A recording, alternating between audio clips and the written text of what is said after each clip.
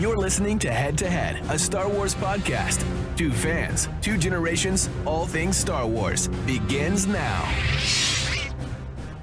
All right, hello everybody. I'm Eric Vansel. And I'm Daryl Sanders. And we're your hosts for the show, and this time we are doing a year-end review. That's right, we're going to look back on all the greatest moments of 2021 and basically talk about it. So what stands out to you? I mean, we might as well get into this, right? Because we know how the YouTubers are. They want to get right into these things. So, yeah, man. I mean, I think this is a cool year for Star Wars. We got a lot of information, a lot of, cool programs, some new shows, some new content. We got the release of the High Republic. We've got the Bad Batch. Awesome ending to Mandalorian. So there's just a lot of stuff that we've been blessed with, from Star Wars, from the Star Wars franchise this year. And then, of course, we're capping it off, with the almighty Boba Fett. Book of Boba Fett, has already premiered. We'll talk about that later, though. We won't spoil that. Yeah, we won't spoil it now. I mean, that's definitely going to be a Monday show thing where I know, because it's kind of like we both watched it today. Well, yeah. First of all, we keep referring to that. This is, of course, our show on Friday. Now, again, as is what is probably painfully obvious to everybody right now, we're not live. Hopefully, one of us is actually on the chat because we are going to premiere this. So it's still started at 8 o'clock. In fact, the nice thing about us doing the pre-record is it'll really start at 8 p.m. As of late, sometimes there's been issues or whatever, and we might have had to shift the time, but if you're watching this, at least at the time of its premiere, you are watching it Friday night at 8. But we're recording this on Wednesday. And yeah, we just saw the Book of Boba Fett today, and there's a lot to unpack on that one, but you're just going to have to wait until Monday. Now, Monday, more than likely, although things keep shifting around, but more than likely I'll be in Vegas on Monday. And my intent is to do the show from Vegas on Monday night. So we'll see how that goes. You guys know how it's been. Every once in a while I'll pop up in some other city or whatever, but either way, should be really, really, I think, entertaining. So we've had quite a year. Like you basically summed up, because again, we're gonna go through like about the top 5 moments that we think. Now, keep in mind, there's a ton of stuff that we could talk about, right? There were announcements that have come out. There was new characters that have been introduced. I mean, there's just really a lot that happened in 2021. But I figure the best thing for us to do, we'll keep it somewhat concise here, and we'll just basically go through some of the top things that happen. Yeah, top 5. Now, of course, these aren't really, by the way, these are not in any particular order. These are just the 5 things that we think stood out in 2021 and that basically affected the franchise. So it's not necessarily in, order where 5 is like the least favorite and 1 is the best or whatever. It's just these are the 5 things that really stood out to us in 2021. Now, the first thing actually happened in 2020. But it was right at the end of 2020, and it definitely made its impact in 2021. And that is that incredible season finale of The Mandalorian, where we saw the return of the mighty Luke Skywalker. I mean, again, you guys could actually go back and watch our review, because we reviewed the entire season. But what did you think when you first saw this, man? Man, I still go back on YouTube and just watch this ending, man. I mean, because it's just great, man. It's just kind of like you wonder how these guys are kind of really at a crossroads here. They're kind of stuck between a rock and a hard place, and it really doesn't seem like there's any hope for them. And you just wonder okay, well, what's going to be the thing that's going to get them out of this? And then in no way did I really think they were bringing back Luke Skywalker. I thought maybe Ahsoka might pop up and, save the day or something like that. But, when they did this whole Jedi thing, I was like, okay. I actually kind of forgot about that. They did that whole thing earlier about, him being trying to summon some Jedi.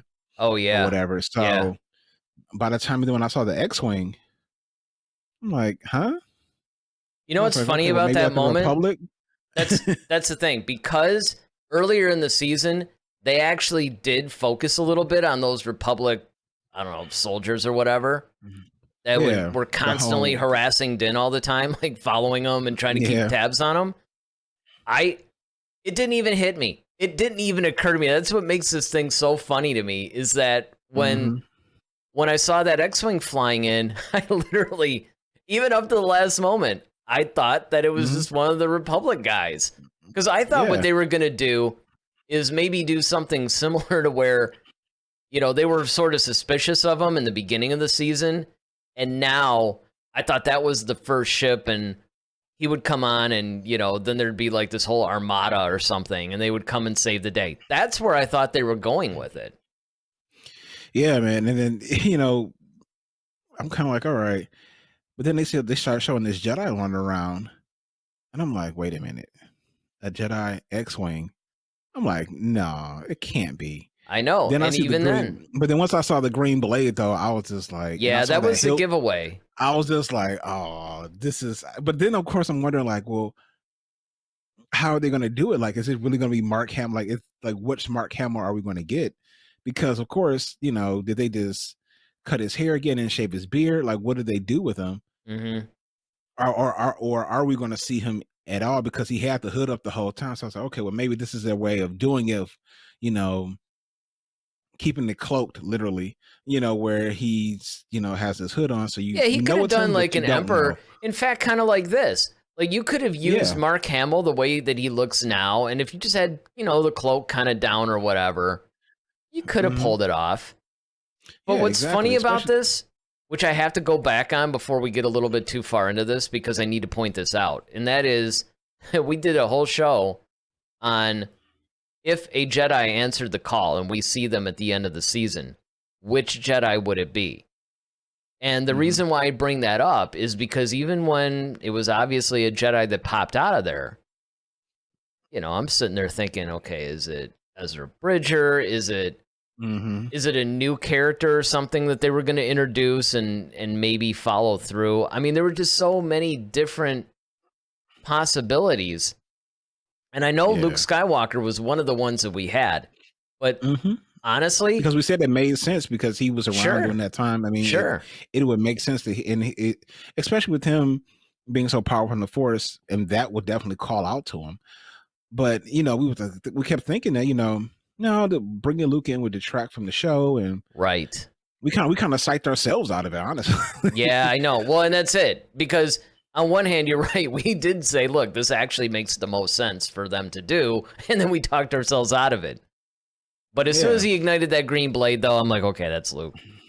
And then my mind was blown for the rest of it. And of course, you know, then the way he was just moving, you know, and then seeing his Force abilities, and you know, it's just like, yes, this is the Luke that we wanted, you know. And especially, you know, when the elevator, you know, door unlocked and they were on that bridge, and he just started swiping through everybody, and just, like you said, man, it's the Luke that we wanted. Like a hot knife through butter. Yep. You know? And I mean, honestly, that's the reason why I wanted to include this moment on the list, because this has had a domino effect through a lot of things in 2021, and it's basically somewhat framed the franchise, especially where it lives on Disney Plus going forward. And obviously, it also opened things up to the de-aging. I mean, we just did a show like a week or two ago on how Harrison Ford may be getting the same treatment for the Book of Boba Fett. So we'll have to, you know, only time's going to tell, I guess. So again, you know, what did you guys think of this particular moment? You know, first of all, do you think that we were maybe wrong for putting in the 2021 moments? Maybe you think that we should have kept that as a best of 2020, which of course we didn't do. But again, I just felt, because this thing has had a ripple effect and lasting effects and everything else, it totally sets it up. To me, this is still being talked about now. So it's still, I think, one of the best moments of 2021. Another one's the High Republic. And essentially, even though we didn't put these in like an order Greatest of to least. preference or greatest to least or whatever. Yeah. We did put this in chronological order. So essentially, you know, in December of 2020, that's when we had the Luke Skywalker thing. January kicks off right away with the High Republic. And what an introduction, because here we're being introduced to a completely new era of Star Wars. And you and I talked about how dangerous this was, but how also exciting it was. And honestly, you know, even though these things are, we're not really ranking them from greatest to least within themselves, these are basically the top 5 moments that stick out to us in all of 2021 Star Wars related things that came out, right? And the High Republic is just the gift that keeps on giving. I mean, I'm getting really close to finishing the second novel, which is Into the Darkness. The first one, The Light of the Jedi, that's the one that basically came out first, along with the comic series. And we did review probably like 5 issues or something, the first 5. We wanted to review the first batch or whatever of the comic series that came out, because we wanted to be able to introduce not only ourselves, but it helped to introduce people that are watching us into that world, just in case maybe you're not an avid book reader, maybe you're not really into some of the stuff that's outside the movies or TV shows. Yeah, the High Republic, man, was really a treat because, you know, it was a different time and a different era of Star Wars, you know, and there's a different sandbox that we got a chance to experience and kind of play in with, you know, I don't want to say familiar characters, although there was one familiar character, but familiar species. And we kind of get to see what the Jedi were kind of like in a different time, different types of villains. Some old villains like the Hutts, you know, were still around, which was cool to know that, you know, even back then the Hutts were still kind of like the gangster. I mean, they've always kind of been that way. So that was cool. And then, you know, just seeing how the Jedi Order looks different. It's a different, there's some freedoms there. And I can kind of see where, you know, the closer we get to Phantom Menace, why they kind of had to kind of adjust some things, you know, within the ranks, and that's really cool. And so, you know, the High Republic, like I say, is the gift that keeps on giving. And even towards the end of it, we're going to get the Acolyte, which is going to kind of bump up against that, and that's kind of maybe kind of set up the preface for the Phantom Menace. And so, I like this. You know, I like that we actually have new characters and new things to play with. I think we're going to get some movies and some TV shows that's going to be based out of this. Not too, you know, and not too near future. I think we're going to see that, you know, come to fruition. So, you know, the High Republic was really cool. Yeah, I'm really hoping that we get some stuff out of this. I really hope that we get some, like you said, some either an animated show or maybe a live action TV show. A movie would be great.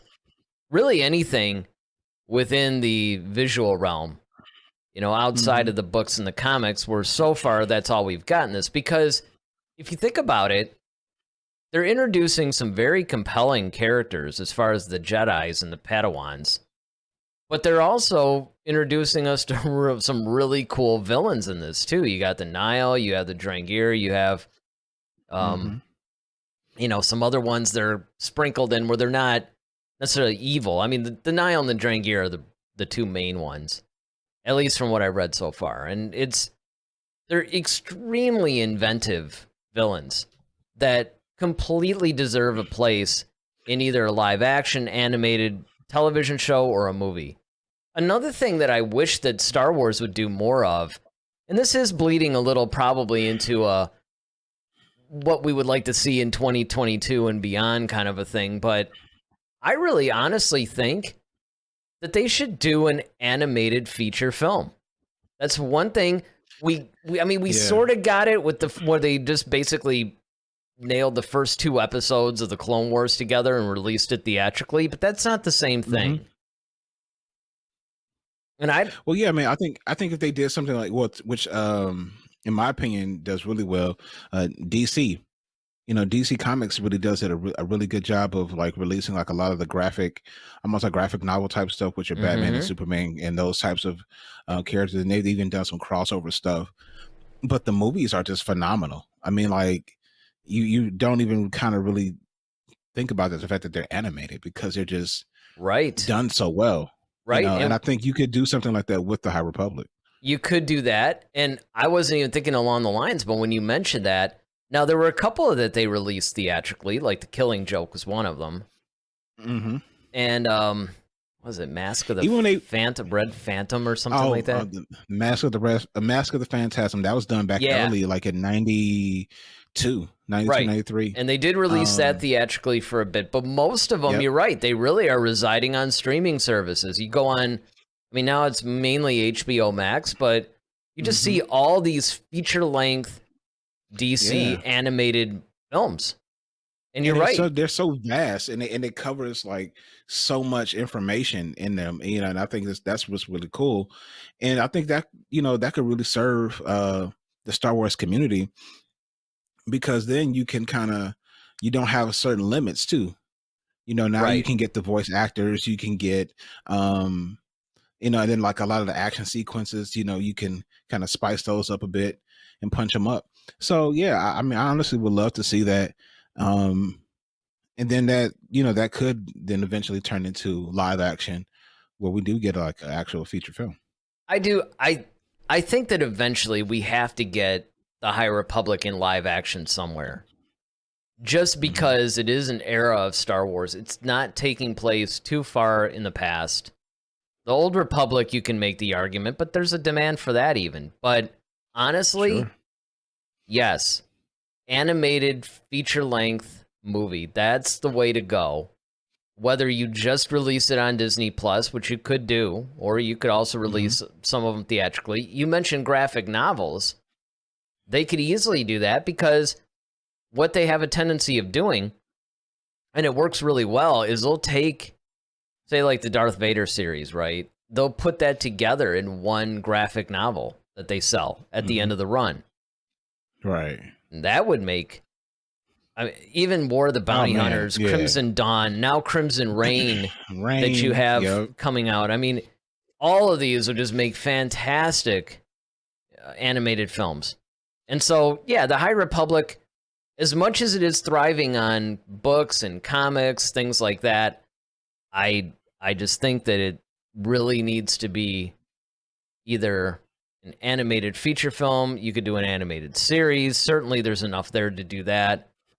So overall, starting in January, they released the first book, and they've been releasing the books fairly steady because they also have some young adult versions. And then, of course, the comics have been coming out. So 2021 has really seen the rise of the High Republic. I mean, the High Republic is very well represented in the Star Wars offerings that we got this year. So to me, it was definitely a highlight. And I know that when you and I did the reviews and stuff like that, both of us were really invested in this era of Star Wars. So I think it's got a good future.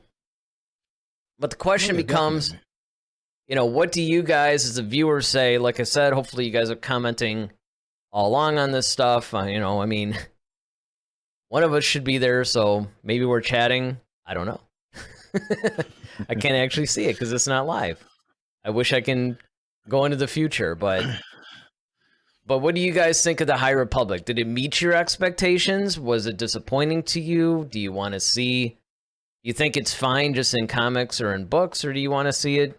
You like us go into something else? Let us know. Let us know in the comments section. Let us know in the chats. That's more than likely going on right now. So of course, you got the Bad Batch. You can't talk about Star Wars in 2021 without talking about the Bad Batch, because rightfully so, the Bad Batch basically owned the second quarter of 2021 as far as Star Wars goes.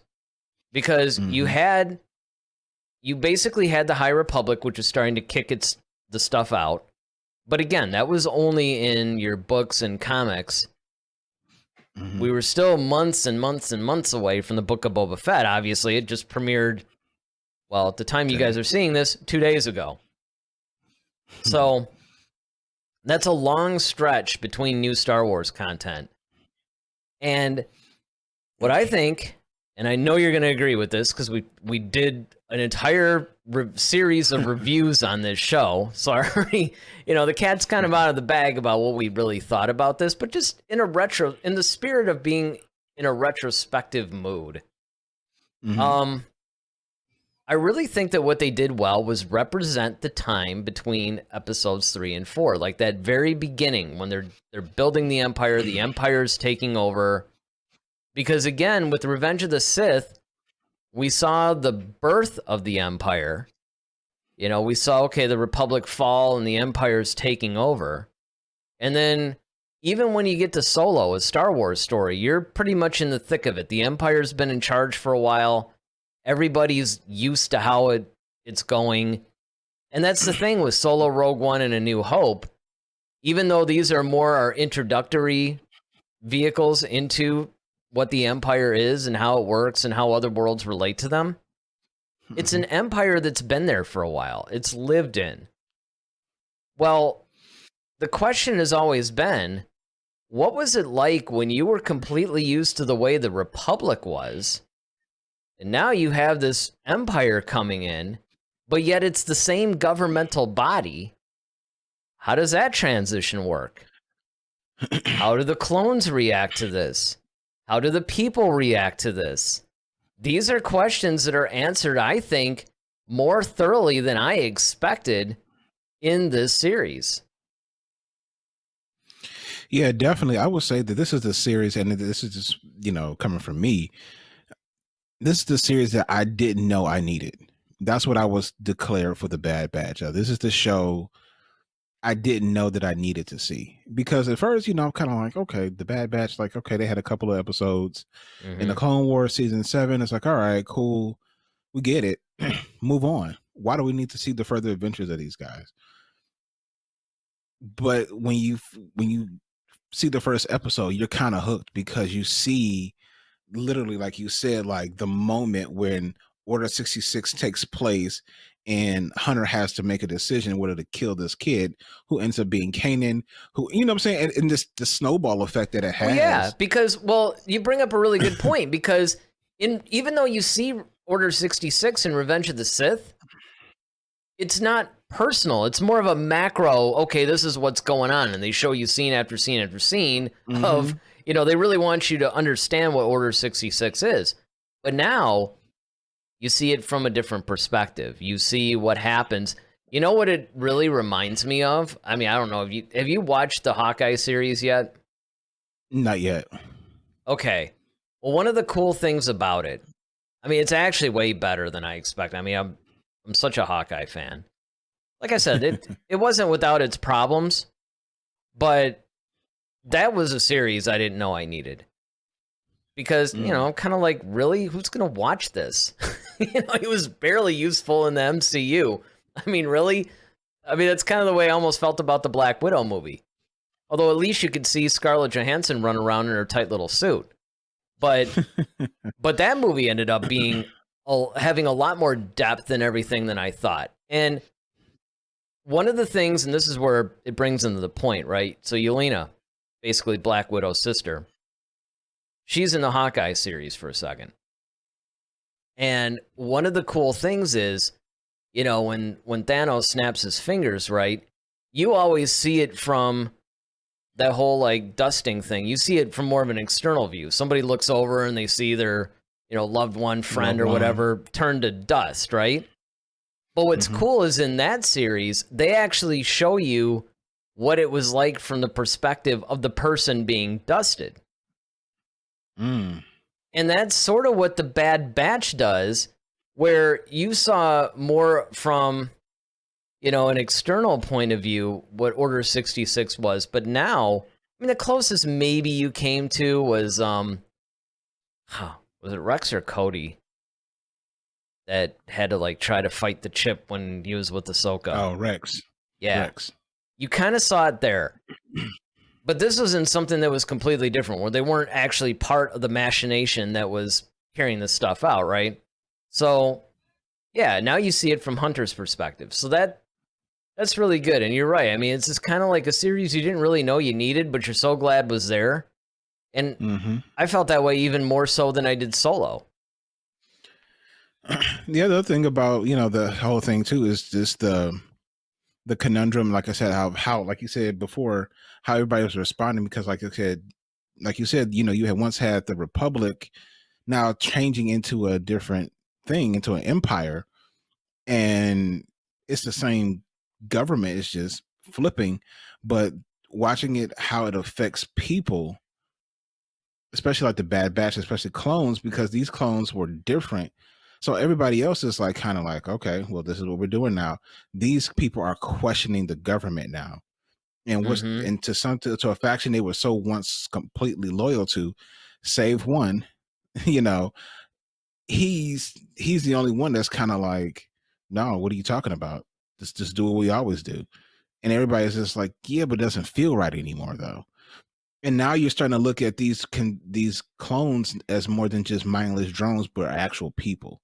You're humanizing them now, and so that's what becomes really cool. And like you said, using the reference from Black Widow and Hawkeye, saying like, okay, now you're seeing things from a different perspective.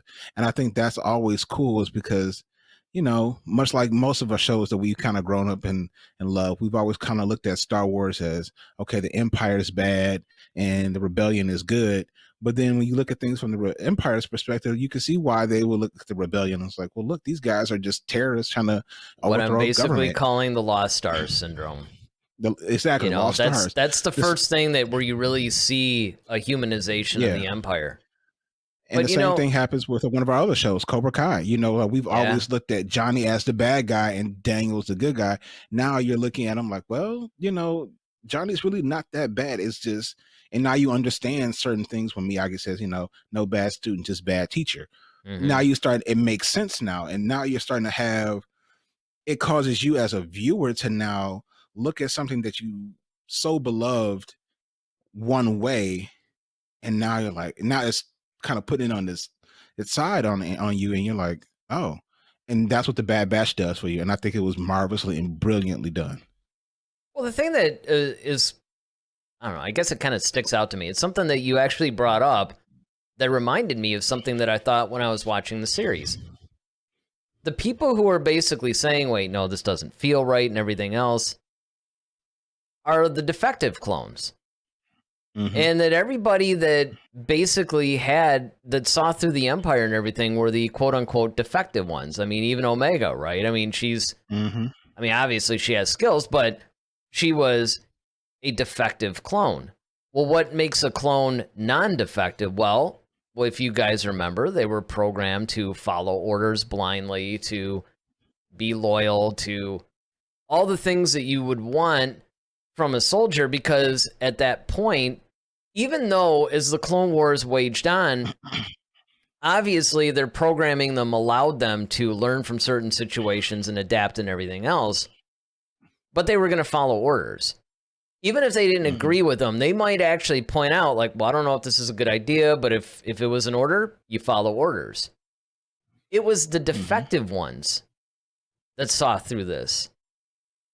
And I thought that was a really cool spin on it, because you actually sometimes during the series forget that they're the defective ones. Where really, by contrast, when you were seeing the couple episodes they were in the Clone Wars, they were very obviously defective, right? They were almost rebellious. They were unruly. But you realize when you're watching The Bad Batch, the only reason why you felt that way during the Clone Wars episodes was because it was contrasted with the normal clones, who were at that point the good guys. Now that the clone troopers are acting more like stormtroopers, well, now the Bad Batch seem like the good guys. So I thought that was a really cool thing that they did. And to add to that point, Eric, what's also cool we got to see in this show is them being like the whole clone troopers being forced out, and the stormtroopers being installed, starting to get installed in. So even for them, they're like, okay, well, we've had this blind loyalty, and it got them nowhere. And now you got these people who are like willing to be stormtroopers now, and then now the clones have to now the Bad Batch have to compete against that. So yeah, it's been a brilliant show. No, you're right, and that's a very good point too, is the fact that one of the things that we had always said, once we begrudgingly were like, all right, well, they're gonna do this stupid show that we don't even need. Right. Here are the things that we need to see in it. Right? I mean, and we did the same thing with the Book of Boba Fett. You guys will have to watch Monday night at 8 o'clock to find out whether or not... Now, you know what's interesting about that I just thought about? Might actually be a later episode on Monday, because I'm going to be on Pacific time. I don't know what I'm going to get done Monday, right? So... You guys all have to sort of buckle up or whatever. It might be a later episode. It might be more like 10 o'clock Eastern time. I mean, who knows? Wherever you guys are, like, add like 2 hours wherever you're watching it from. But yeah, one of the things that we pointed out that we needed to see, much like in some of the things that we've talked about in the Book of Boba Fett, okay, we need to see this, and this. We didn't say that in The Mandalorian because... brand new show. We don't know what we need to see. Mm-hmm. But you start bringing Boba Fett and you're going to tell his story. Okay, now here's a shopping list of things we needed to see. Once we begrudgingly accepted the fact that they were going to do this show, one of the things that we definitely said we needed to see was how did it go from clone troopers to stormtroopers? That's like number one. Mm-hmm. To me, that was the number one box they had to check off. Because even by Solo, which is taking place roughly in the middle, Solo actually probably takes place right around the time that Obi-Wan does. Mm-hmm. I'd have to check that. And unfortunately, we're not live, so Ronaldo's not here to do it for us. But, maybe he's doing it while he's watching the premiere. You can comment it or chat it in. But I'm pretty sure that Solo is taking place roughly around Obi-Wan, right? Which is about 10 years after Episode 3. Well, they're fully stormtroopers with, the uniform and everything. So, little Frasier reference.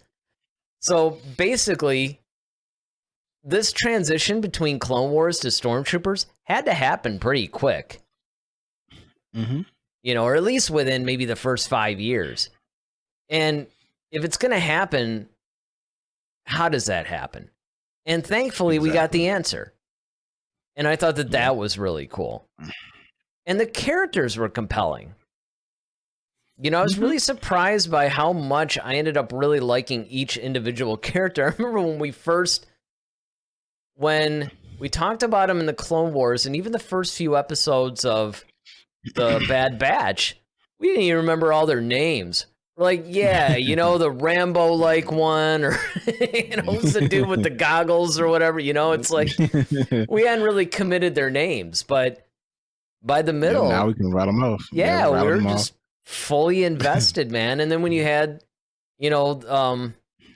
Omega. Well, you had Omega. And then, of course, the big revelation that she was Boba Fett's sister, in a manner of speaking. That was huge. That was like one of those moments where you're just like, oh, I can't believe that, I'm seeing this. And that's the kind of world building. And if I were going to use one word to describe the Bad Batch, that's what it would be. World building. They're not only telling us really good, compelling stories, because even Rhea Perlman as Sid, I thought that was just like what a great character that ended up being. Mm-hmm. If you gave me a standalone with her, I'd probably watch it. That's how crazy it was, because I kind of saw her like what we know that we're getting from the Book of Boba Fett, where it's like, okay, he had killed Bib Fortuna, he's trying to take over Jabba's empire. It's kind of in a weird way what Sid was doing, right? She was kind of like that go-to person for every underworld little thing that there was. And there's a lot of stories, I'm sure, in that character, so definitely. I don't know, but again, the question comes down to, what do you guys think with the Bad Batch? First of all, was it a show you wanted, or was it a show that you really didn't care about, but maybe you watched it and you were into it? And then when you did finally see it, what'd you think of it? Did it meet your expectations? Was it a disappointment? Are you looking forward to season 2, which is coming out in sometime in the early part of 2022, I think. Yep. I keep wanting to say it's either like February or April. It's one of those. But let us know in the comments section if you guys are... Well, I was going to say, because with the premiere, you know, you have the chat and you still have the comments, so... But let's just go with the comments section on that. Unless there's some interesting conversation in the chat, who knows? All right, so next, our next big moment of 2021, we have, of course, the comics. Now, I got to still the War of the Bounty Hunters. This is Kira, because Kira is definitely the standout character in this. She goes up against Darth Vader. You know, she's bringing the Crimson Dawn back. She's pretty much wrecking havoc on the Empire's plans. I mean, there's a lot really to unpack there too, but the comics in general, that's really what I'm talking about here. Not necessarily specific ones, but if you want to go specific, War of the Bounty Hunters to me is the standout of all the comics. Now, you didn't actually read this one yet, right? Mm-hmm. I ask as he takes a sip of water. No, I didn't get a chance to read this one. Yeah, well, this one, and I knew that, and I was going to maybe encourage you to get a couple of issues or whatever, but one of the cool things about this one is that they did a couple of different things. First of all, they actually had what you would call the proper comic, right? You had War of the Bounty Hunters. That was the marquee title of the comic. That's what you were buying. But then what they did, which I thought was really smart, was in each of their other series, your Darth Vader series, your Star Wars series, Dr. Aphra, all the other main series that they were running, they actually had special War of the Bounty Hunter issues of those series that would in some ways do one of two things. It would either tell part of the story from their perspective. So, like, let's just say that Boba Fett and Vader were both at some sort of a function, and you're following Boba Fett. Well, what they would do is in the Darth Vader comic, the issue that came out next or around that time would feature that same scene, but now you're following Vader. And so that was just incredibly cool the way that they would do that. And then sometimes they would just tell different parts of the story. But the War of the Bounty Hunters comic, I cannot recommend enough. I would say that even if you're not 100% into the comics, I would still recommend this and then the Crimson Reign that's out now, because that's basically the sequel to this. I would recommend it because I promise you it's going to affect the stuff you do watch. If you're already watching a lot of the series that you're watching, whether it's live action or animated television, some of the movies that are coming out, even if you're reading the novels, but not necessarily the comics, I promise you this series of comics is going to affect all of it. Because not only is it filling in a bunch of canon type stuff, it's changing some of it. You know, you're literally dropping now it's essentially talking about the return of Crimson Dawn, something that was introduced in Solo, which means I don't think that we've seen the end of that story either. But it's definitely, I think, going to play into, if not the Book of Boba Fett. I mean, we know they shot the whole series, so, you know, we'll find out in 8 to 10 weeks or whatever it is. But it really is. Like, I mean, if you're a Star Wars fan at all, this is like necessary stuff. There's some stuff where I would say, you know, it's nice to know, but it doesn't matter in the grand scheme of things. This stuff does. If you're really into Star Wars and you're an actual fan to where you actually like to, you know, you're just beyond the casual moviegoer, let's say, this one's a must read. Gotcha. So I think since I was kind of doing this one solo, right? But I mean, look, a shout out and honorable mention to all the comic series. Because honestly, in 2021, the Darth Vader, the Afra, the regular Star Wars one, what else did they put out in 2021? It was good. The High Republic, right? So I was going to say High Republic. High Republic, you got all these comic series that honestly, they have been knocking it out of the park this year. I mean, there's been some really good years. With Darth Vader, the 2018, 2019, that run, amazing. But all these comics that I was mentioning are just absolutely incredible this year. So if you're a comic fan, this is a really good year for you. And keep in mind, this is coming from somebody who didn't even really care about the comics. I really didn't. Only because I didn't want to go up to some or order, a whole stack of comics that I would have to eventually either, put in something and display them somewhere or get rid of them. And I wasn't really entirely nuts about the whole digital comic thing until I started doing it. Now I'm subscribing to all these comics, at least the Star Wars ones. I mean, because they're telling such great stories. And once in a while, like the War of the Bounty Hunters in particular, is filling in some vital canon stuff that's going to affect other things that you do watch. And compelling stories. So I think I'll leave it at that one. And then, of course, we have to ask what you guys think, right? Are you guys even reading the comics? And if you are, what are your favorite ones? Let us know. Maybe we'll be introduced to something new. So finally, you can't do a retrospective without, of course, doing the Book of Boba Fett. Now, you have to be really careful about talking about this. Yep. Because, we've seen the first episode and we don't really want to reveal too much about that until we actually do our review. But we can talk about it as a highlight of 2021 because this is only the second live action series that we're getting. Everybody kind of forgets because you've seen, and we talked about this a week or two ago, where because you've seen these different characters in live action now, like Ahsoka, Fennec Shan, even Luke coming back in that sense, in this television world. And of course, Boba Fett was in season 2 of The Mandalorian. Because you saw all these characters, because there's so many of them and they're so diverse and they've had their own stories, it's easy to forget that that's really the only live action series we've had. And the Book of Boba Fett is only the second one, and it has a lot to live up to.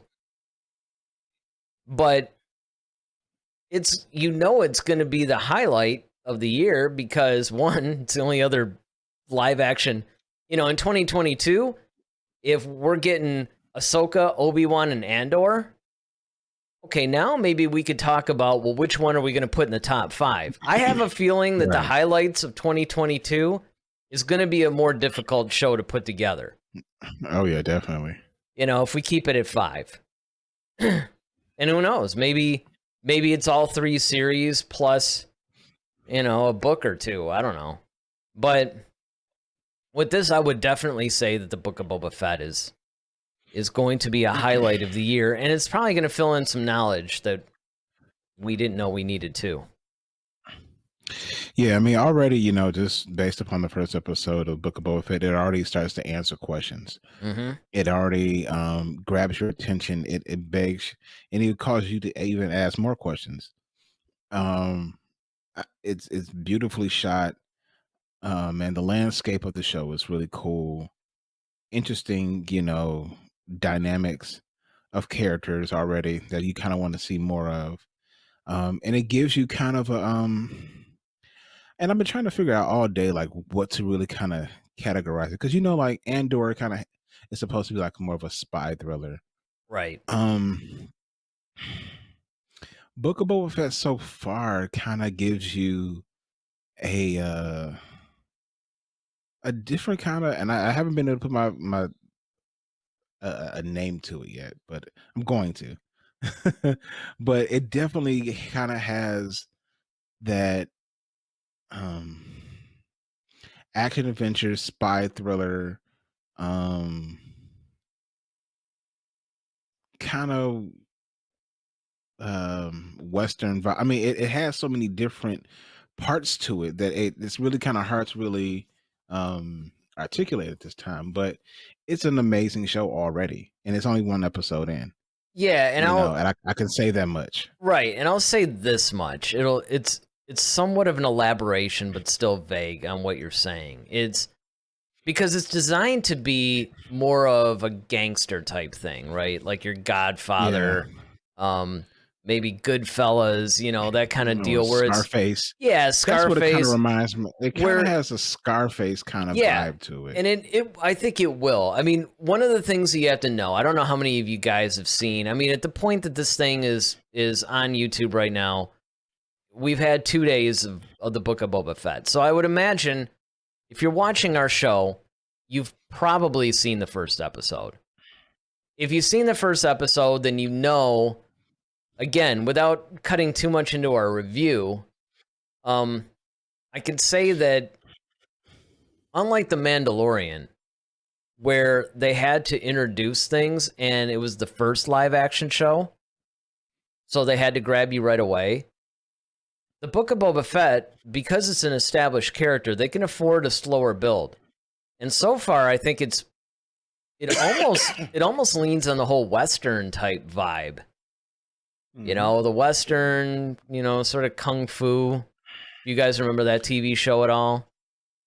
Oh, kung fu, yeah. Which is kind of what The Mandalorian is always supposed to be. But so far, the Book of Boba Fett. Renegade. Yeah, right. That's another good one. And it does kind of have a similar tone as The Mandalorian does. Like, you could tell this is definitely in the same universe. And it doesn't hurt that Boba Fett was in a good chunk of The Mandalorian, and he was actually reintroduced in The Mandalorian. Mm-hmm. I think it'd be different, and I might look at the episode differently, and therefore the show differently, if that wasn't the case.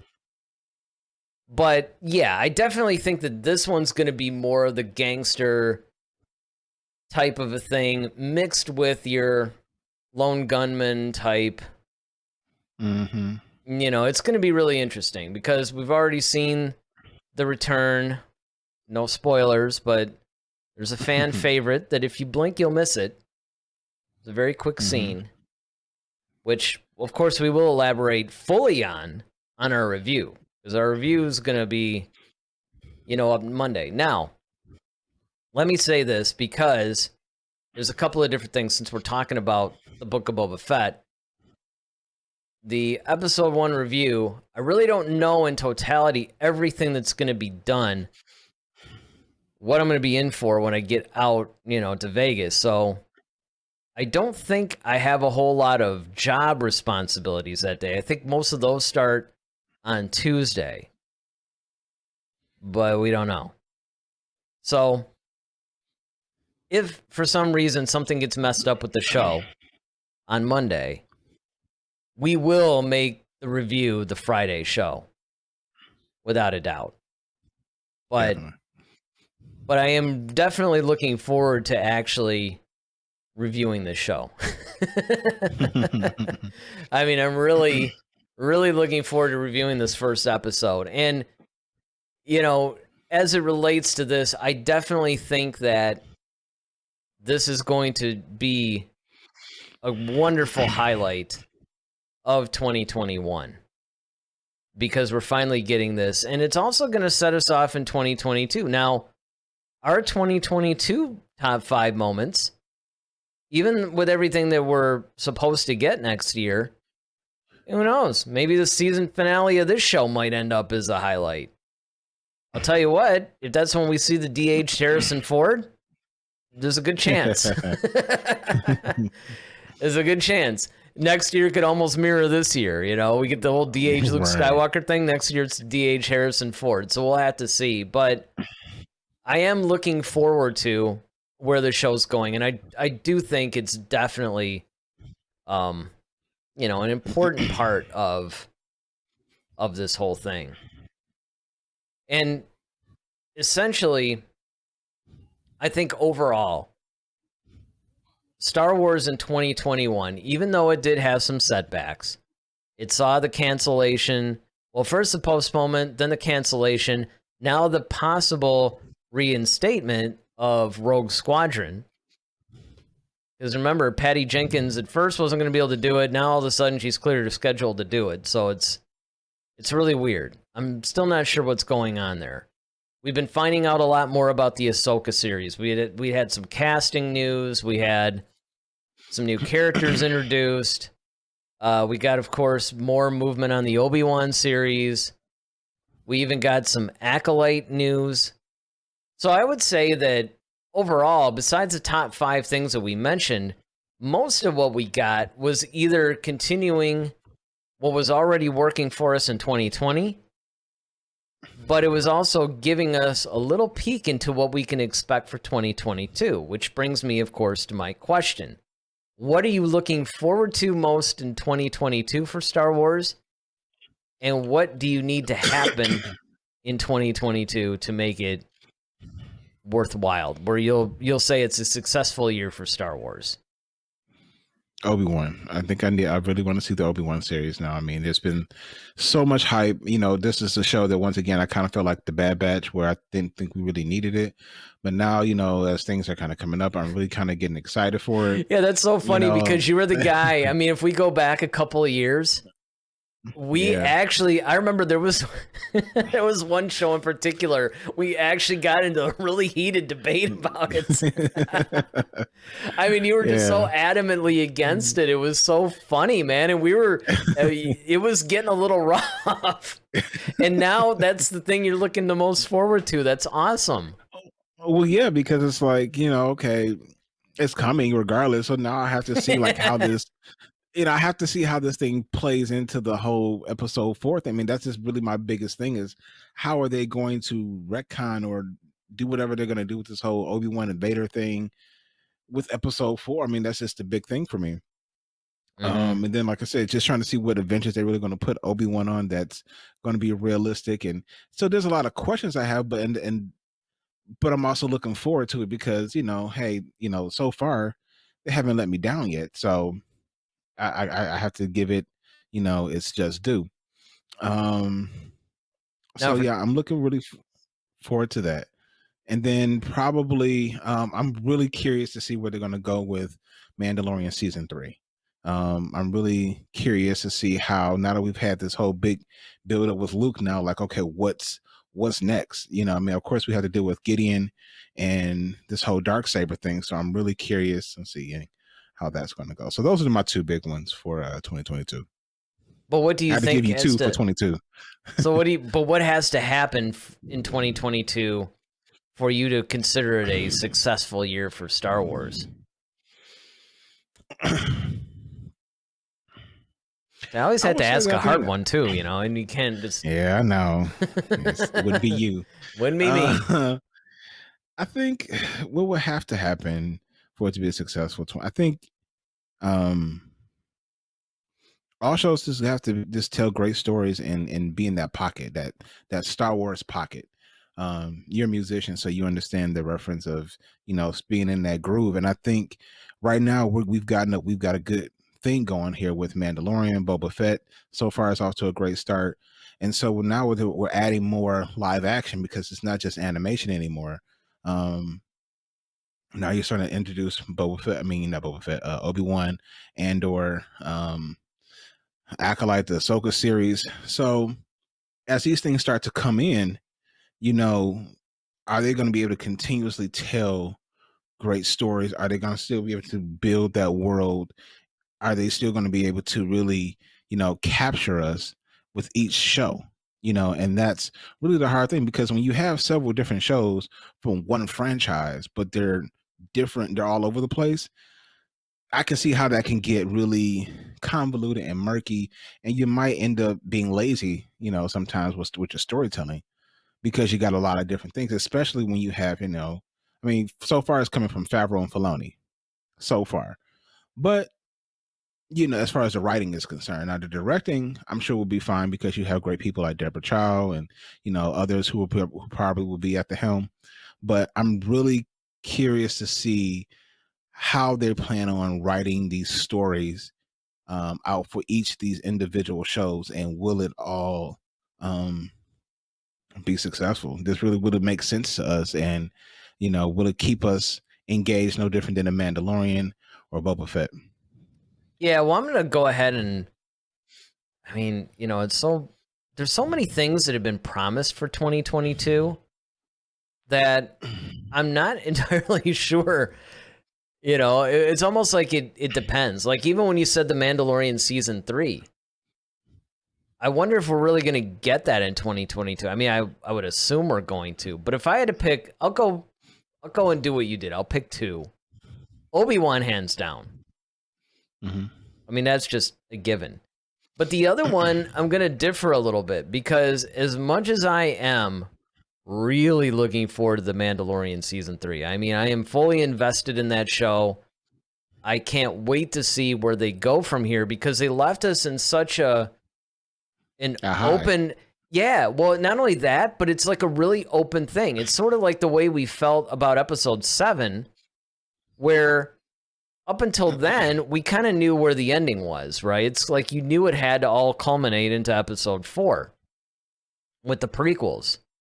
So even though they could do a lot of different creative things, you didn't know what they were going to do. Mm-hmm. But when it came to what would be post Return of the Jedi, it's like, well, they can go anywhere. And I feel that's sort of what we got now, which is a really similar thing with the Mandalorian, because he's completed the mission that took 2 seasons to do. He delivered Grogu to the Jedi. Mm-hmm. Well, now it's even worse than when the thing started, because you basically have completed the task. So what do you do next? Do you hop in on this whole stuff that's going on with the Mandalorians? Do you deal with the Moff Gideon situation and whatever the Empire had planned? What's going on with Luke and Grogu? I mean, there's a lot of different areas they can explore. Sure. However, all that said, the second thing I'm probably looking forward to the most is the Ahsoka series. Mm. And the reasons for that is because, number one, I was really intrigued by where Ahsoka is during this time, and the stuff that she did. And then, of course, the biggest thing is that's where we're going to see Thrawn. A live-action Thrawn, and what's all that going to be like? I mean, that's like a dream come true. And then, of course, the other thing is, much like the Book of Boba Fett, I have no idea what the series is going to be like. Sort of like the way it was with The Mandalorian when we first, you saw those posters, and you have no idea. I mean, you have a somewhat of an idea, because they said, look, it's going to be kind of like a Western in Star Wars, and it's going to be like the lone gunman. And so it gave you a little bit of a framework. But what's his point? What's his motive? But what is it? What does anything even look like? Because this is really the first thing. A lot of times people point to The Force Awakens, but it's like, look, guys, yes, it has the original characters in it, but it took place like 30 years after Return of the Jedi. I want to know what the universe is like immediately after Return of the Jedi, because to me, that's where everything is interesting. This kind of mirrors why I was like into the Bad Batch. Wasn't even so much because of the Bad Batch. To be honest, I didn't really care about those characters at all until, of course, I got invested in them through the series. What I cared more about was the time period in which it took place. Immediately after episode 3. I want to see that. I want to see Darth Vader closer to, after episode 3. I mean, not that I didn't love him in Rogue One. Right. But, definitely. This is where the Obi-Wan thing comes in. If we get to see a little bit of where Vader is 10 years after, now it's still not quite. I really want to see it mirror more the Mandalorian thing, to where we see what happens with Vader like 6 months to a year after episode 3. That's what I really want to see. But the Bad Batch at least gave us where the world was at that point. And that's what I'm looking forward to, I think, where The Mandalorian is concerned, because it's giving us truly what's happening during that time period. But Ahsoka also takes place during that time period. And you're bringing in Thrawn, which is another more meaningful villain. I mean, nothing against Moff Gideon. I love him. He's a new character. He's amazing. Actually, a lot of the villains that they brought into The Mandalorian have just been incredible, beyond expectations. They're not Thrawn. Gotcha. And Thrawn's somebody that we've all lived with since 1991. He was the first non-canon villain. You know, he was the first villain that was a main villain that George Lucas did not create. And yet here we are, 30 years later, still talking about him. Now we can't wait to see him again. So those would probably be the two that I'm looking forward to, Obi-Wan and Ahsoka. And as far as what would have to happen in 2022 for me to feel everything was successful, it kind of mirrors what you're saying, but just a little bit more broad. Have a plan. Just have a plan. Tell good stories. Don't release anything until it's ready to be released. Live with it for a while. Live with your directors for a while.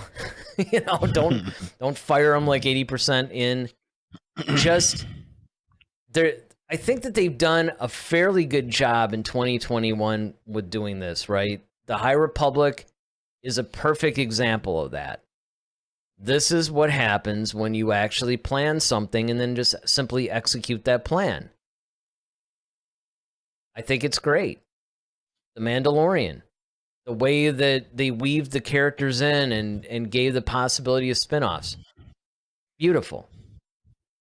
If they do that in 2022 and they continue that legacy, I think it's going to set us up for even more success, because when we do this at the end of next year and we're given a wrap up of 2022, and then we're going to go into what do we want to see in 2023, that's going to be a key year for Star Wars, because that's purportedly when we're going to get the first Star Wars film since The Rise of Skywalker.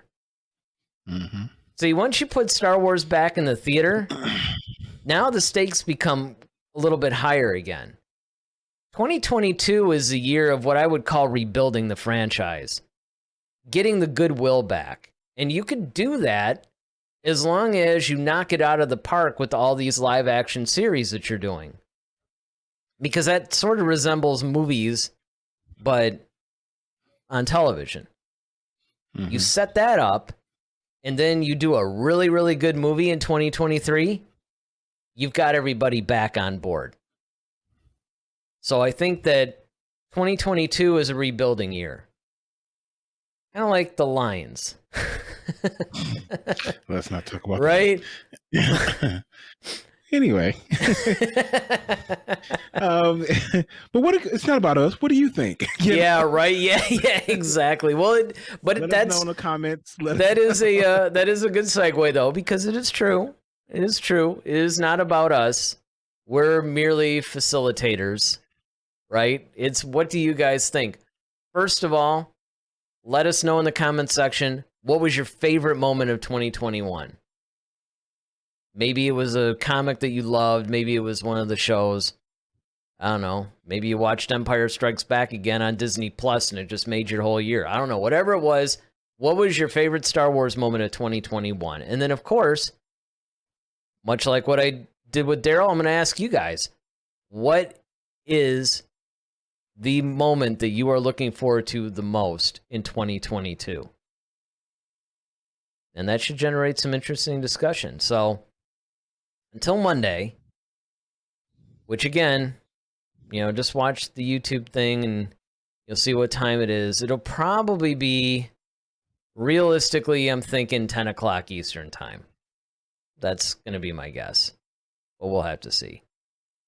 But other than that, make sure you join us for our review of the Book of Boba Fett. We're going to review every episode on Mondays. So you're going to want to watch that. Don't forget to hit the subscribe button, hit the like button, hit the notification bell so you know when we come out with a new episode. Really helps the channel when you guys do this stuff. So until then, I think we did a really nice, successful look at 2021. What do you think? Absolutely. All right. Well, till Monday night then, I'm Eric Vansel. I'm Daryl Sanders. May the Force be with you. Always. Head to Head, a Star Wars podcast. Be sure to follow us on Twitter at HeadToHeadSW. Submit your questions for our next show. Visit our official website at headtoheadswpodcast.com. Until next time, may the Force be with you, always.